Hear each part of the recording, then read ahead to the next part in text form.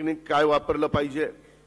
आता इथं आपण एवढे जण बसलोय, आपल्या सगळ्यांच्यात उंच असणाऱ्या माणसापेक्षा तिथला भोपळा, मला मगाशी राजूदादा सांगत होता, 9 फूट उंचीचा भोपळा। आजच्या या कार्यक्रमाच्या निमित्तानं राष्ट्रीय आणि आंतरराष्ट्रीय संस्थांचे उपस्थित असणारे सर्वच मान्यवर, कृषी विभागाचे उपस्थित असणारे किंवा राज्य सरकारच्या विविध विभागाचे उपस्थित असणारे अधिकारी वर्ग, ॲग्रिकल्चर डेव्हलपमेंट ट्रस्ट याचे उपस्थित असणारे सर्व सन्माननीय विश्वस्त, तसंच विद्या प्रतिष्ठानचे उपस्थित असणारे विश्वस्त, परिसरातील जमलेले सर्व प्रतिष्ठित शेतकरी बांधव, बंधू भगिनींनो आणि माझ्या तरुण मित्रांनो, पत्रकार मित्रांनो, एका आगळ्या वेगळ्या कार्यक्रमाच्या निमित्तानं आपण सगळेजण इथं जमलात।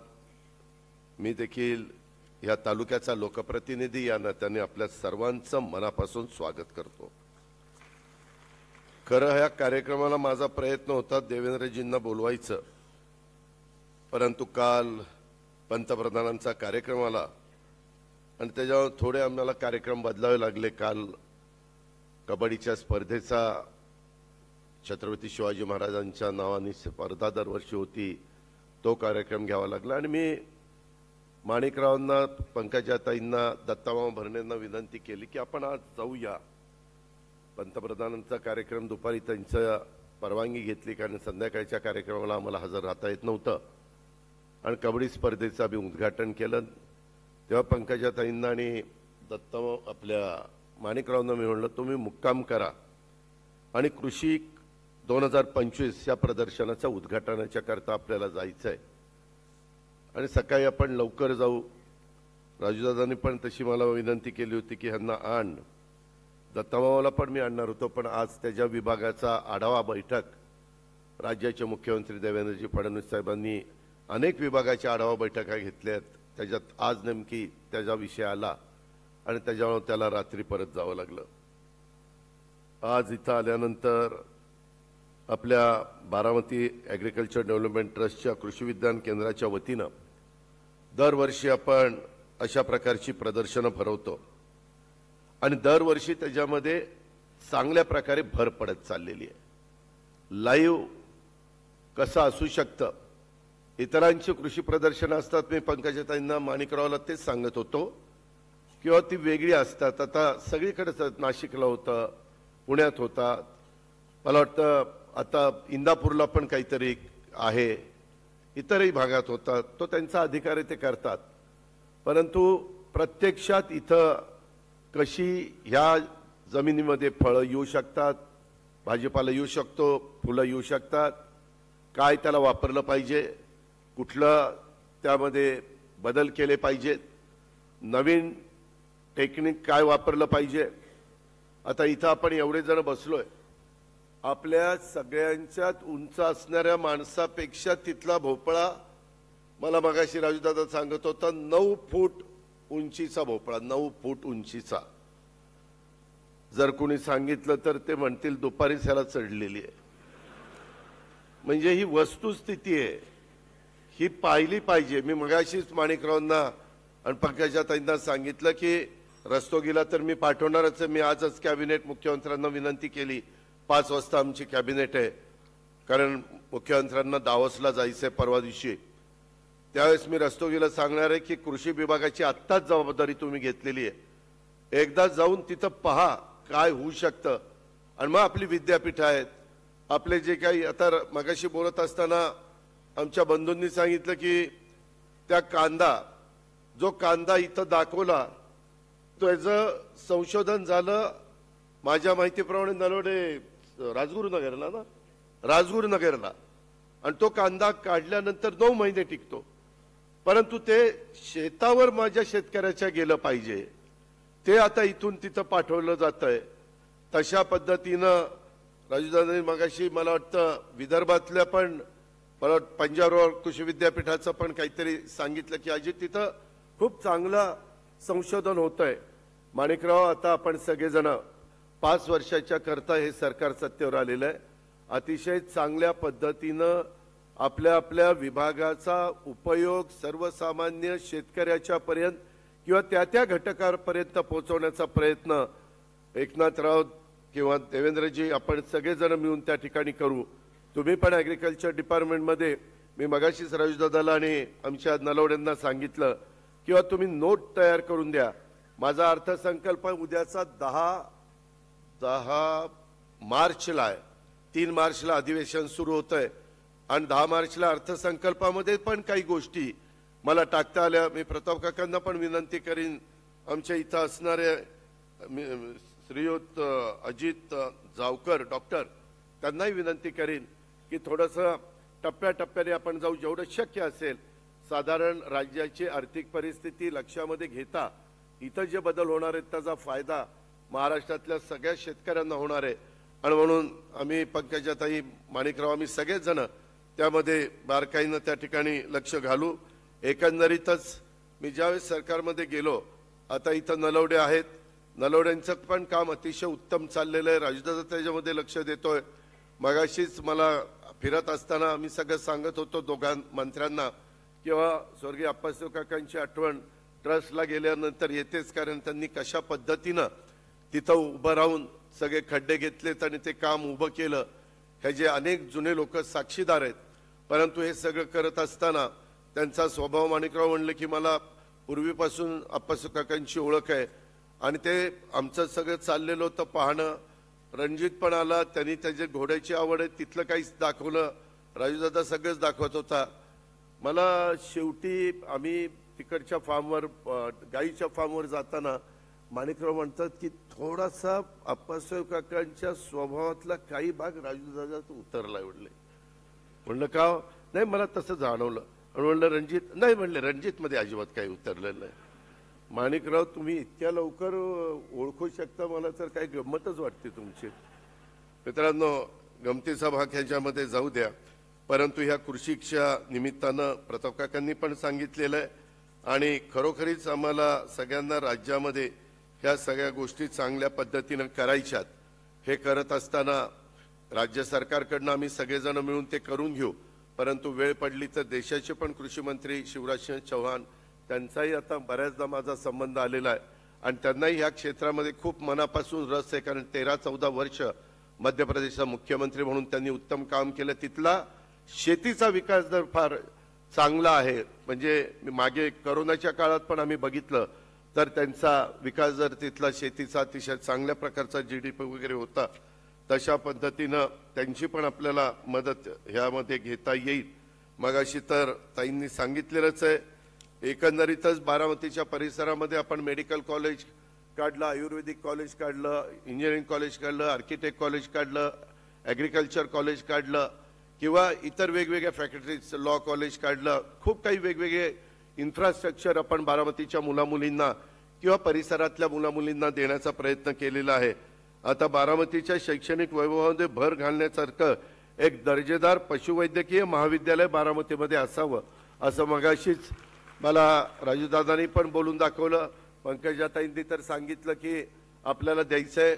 मगाशीच मी त्यांना गाडीत बोलत होतो, ते म्हणले दादा ठीक आहे 2 देऊन टाकू, एक परळीला देऊन एक बारामतीला देऊ. म्हणलं हरकत नाही, हे असंच असतं आमचं.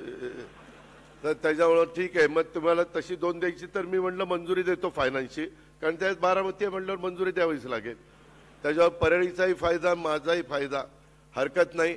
पण राजूदादा, कुठलंही काम करताना तू मनापासून काम करत असतो, मी तर पहिल्यापासून पाहत आलेलो आहे. आणि त्याच्यामुळं बारामतीकरांच्या नावाला साजेसं अशा प्रकारचं पशुवैद्यकीय महाविद्यालय आपण सगळेजण मिळून त्या ठिकाणी उभं करूया. त्याच्याकरता पंकजाताई परवानगी देतीलच.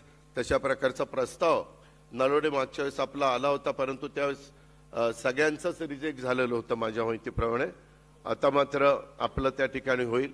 इतर कुठलीही कामं असली तर त्या कामामध्ये मनापासून पाठपुरावा करण्याचं काम नलवडे करत असतात आणि त्याला पूर्णपणे सहकार्य करण्याचं काम हे माझ्याकडनं होत असतं. शेवटी ह्या भागामध्ये सगळ्या गोष्टी झाल्या पाहिजेत.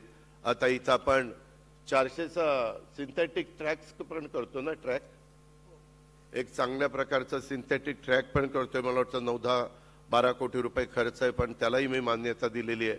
रस्ते आपण बदलतोय, सुधारणा करतोय. कुठल्याही बाबतीमध्ये कृषी विज्ञान केंद्रावर पण किंवा कुठेही जाताना लोकांना कुठली गैरसोय होऊ नये हा कटाक्षाने माझा आणि माझ्या सगळ्या सहकाऱ्यांचा प्रयत्न असतो आणि त्यामध्ये सगळी कामं झालेली तुम्ही सगळेजण बघता.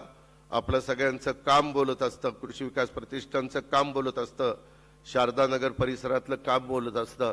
आणि तशाच पद्धतीनं मी मगाशी म्हणलं माणिकराव तुम्ही आता सूरज काहीतरी ह्याला गेलेला आहे मसुरीला, पण शनिवार रविवार त्याला येता येईल का नाही. आयुक्त आहेत ते आपले कृषीचे, त्यांनाही मी फोन करून सांगणार आहे की हे जे प्रदर्शन आहे त्या काळामध्ये तुम्हाला जर शनिवार रविवार तिथं सुट्टी असेल तर शनिवार रविवार येऊन ते प्रदर्शन त्या ठिकाणी बघा.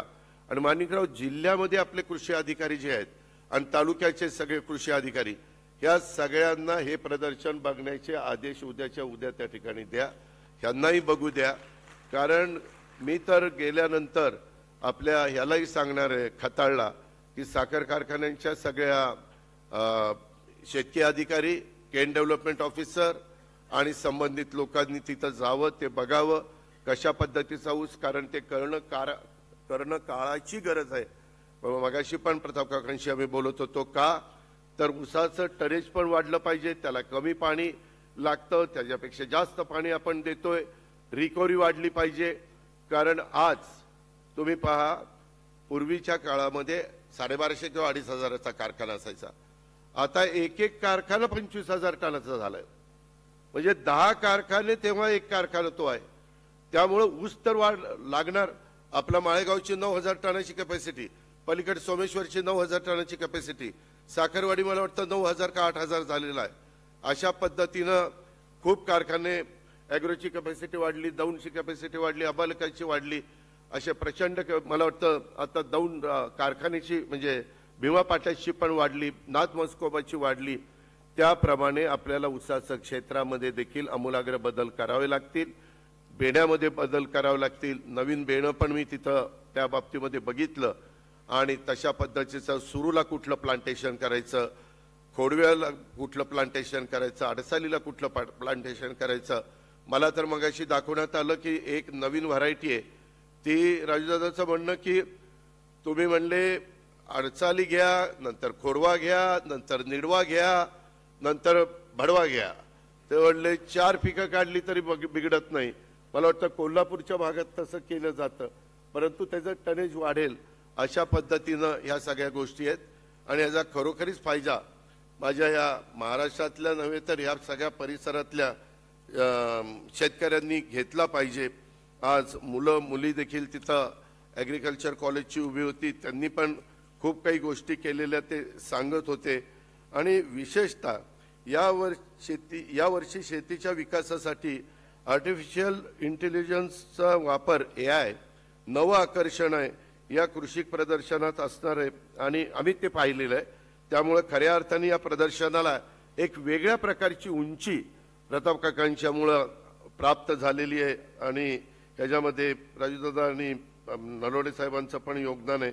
जागतिक पातळीवरचा जर विचार केला तर जगभरात शेतीच्या क्षेत्रात संशोधन आणि तंत्रज्ञानाचा प्रभावी वापर केला जातोय आणि त्या तुलनेत आपल्या देशात मात्र शेतीत आणि संशोधन आणि तंत्रज्ञानाचा फारसा वापर होत नाहीये, ही वस्तुस्थिती आहे. परंतु आता सुदैवाने परिस्थिती बदलतीये. शेतीसमोर दुष्काळ, पावसाची अनियमितता, घटत जाणारं जमीनचं क्षेत्र ही प्रमुख आव्हानं ही आहेतच आणि या आव्हानावर मात करून आपल्याला शेतीची उत्पादकता वाढवावीच लागेल. त्याकरता राज्य सरकारला काम करावं लागेल, त्याकरता केंद्र सरकारला त्या ठिकाणी काम करावं लागेल. लाखो शेतकरी ह्या दरवर्षी कृषी प्रदर्शनाला भेट देत असतात आणि त्याच्यातनं बरंच काही नवीन शिकण्याचा प्रयत्न ही सगळी मंडळी त्या बाबतीमध्ये करत असतात. एकंदरीतच इथून पुढच्या काळामध्ये देखील ज्या ज्या गोष्टी ॲग्रिकल्चर डेव्हलपमेंट ट्रस्ट किंवा कृषी विज्ञान केंद्र ह्या सगळ्याच संस्थांना लागेल त्या ठिकाणी लोकप्रतिनिधी या नात्याने सर्वोपरी सहकार्य कालही करत होतो, आजही करतोय, उद्याही मी करत राहील. त्याबद्दल तीळमात्र शंका कोणी मनामध्ये बाळगण्याचं कारण नाही. आणि हे फक्त शेतकऱ्याच्या बांधावर नेण्याच्या दृष्टिकोनातून देखील काय पावलं उचलावी लागतील, त्याच्यामध्ये काय बदल करावे लागतील, ह्याच्याबद्दलची साधक बाधक चर्चा ही सगळ्या सहकारी मित्रांशी करून, मान्यवरांशी करून त्यामध्ये आपण पुढे जाण्याचा प्रयत्न करू। आज हे सगळं करत असताना मगाशी माझ्या भाषणाच्या आधी वेगवेगळ्या क्षेत्रामध्ये म्हणजे विशेषतः आपल्या ॲग्रिकल्चर कॉलेजमध्ये ज्यांनी डॉक्टर शरदचंद्र पवार कृषी पदव्युत्तर महाविद्यालयाच्या यशस्वी विद्यार्थिनींचा गोल्ड मेडल म्हणून जो सत्कार करण्यात आला त्यांचंही मी सर्वांचं अभिनंदन करतो। त्यांचंही मी मनापासून कौतुक त्या मुलामुलींचं करतो। त्यांच्या पुढच्या वाटचालीच्या करता त्यांना मनापासून शुभेच्छा देखील देतो। आणि ह्या नवीन नवीन गोष्टीची दालनं आज सगळ्यांच्या प्रयत्नामुळे तुम्हाला उघडली जातात। त्याचा फायदा मात्र माझ्या शेतकऱ्याच्या मुलामुलींनी घेतला पाहिजे अशा प्रकारची अपेक्षा या कृषी प्रदर्शनाच्या उद्घाटनाच्या निमित्तानं करतो। खरं तर मगाशी सकाळी आम्ही 7:30ला त्याचं उद्घाटन केलेलं आहे, परंतु